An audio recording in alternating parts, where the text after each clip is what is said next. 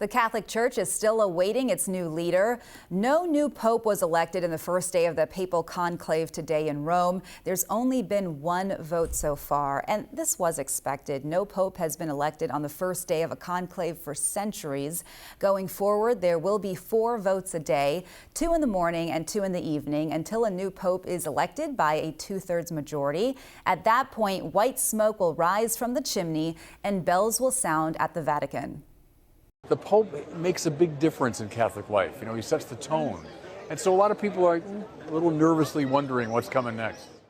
Joining me now to talk about how the local Catholic community is reacting is Father Cal Christiansen with the Archdiocese of Seattle. Father, thanks for being here today. Thank you, Jessica, for the invitation. This is a very exciting time for Catholics around the world. Will you let us know how your parish is feeling? Sure, I think everyone is very excited about this election process, especially our children. I had a chance in our Catholic schools. I had a chance to teach a class in one of our 8th grade classes regarding the whole conclave process. And, you know, as I'm explaining how, you know, conclave works and a little bit of the history of it, you know, the kids are just so excited. And we also, in our school mass this morning, we also prayed for the conclave. And you can just kind of see the kids especially are very, very excited about this process. I think the whole world is watching right now. Absolutely. Can you tell us how long you think it will take for the conclave to elect a new pope? It's a great question. I know the longest conclave, if memory serves, lasted about 3 years back in the 13th century. That happened in Viterbo, Italy. So hopefully it'll take less time than 3 years. But I know Pope Francis was elected after 2 days. Benedict and John Paul II were elected in 2 days. So the word on the street is by Friday we should have a new pope. Okay. Have you or anyone from your diocese ever had a connection to a cardinal that has participated in the conclave? Great question. Yeah, there's no cardinal that's assigned to the Archdiocese of Seattle, but I had a chance to study in the seminary in Los Angeles. Oh. And the Archbishop at that time was Cardinal Mahoney. And so he was one of the cardinal electors that elected Pope Francis. So did know him personally, so there is a personal connection there. Wow. So Pope Francis was known as the people's pope for being very approachable. He also really spoke to a younger generation as well. Do you think that the church wants to maintain that type of image? Absolutely.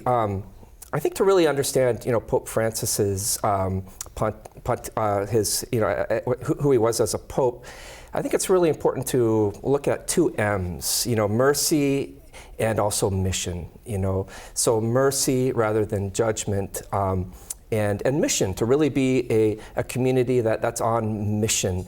And so I think mission and mercy rather than judgment, I think those are 2 important things that really do appeal to young people as well. We don't want to come across as a church that judges, but a church that's merciful, that forgives and seeks forgiveness. I want to ask you, as a faith leader, especially here in our local community, can you leave a message for us, for all of our viewers, regardless of faith, during this time of global change?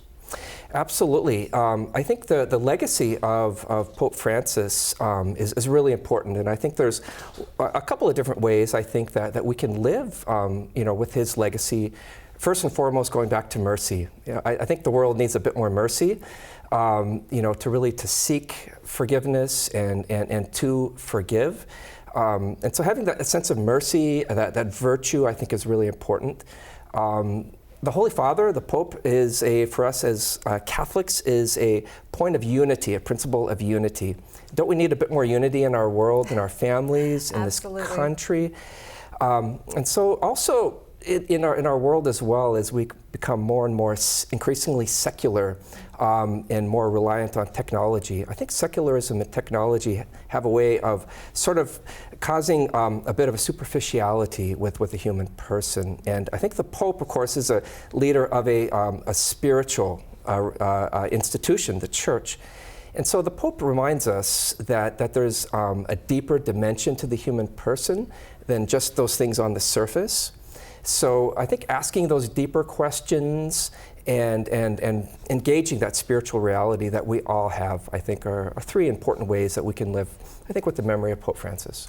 Father Cal, thank you so much for your time and for being here with us today. We'll of course be watching as the Catholic Church elects a new pope, and we want to remind our viewers that we have continuing coverage on the conclave throughout the night. Coming up at 5 o'clock, we will hear from a Seattle University professor about possible frontrunners. Then at 6 p.m., NBC's Lester Holt hosts Nightly News from the Vatican. Hear about the drama as black smoke poured from the chimney this afternoon and the flood of emotion on the streets outside the Vatican tonight.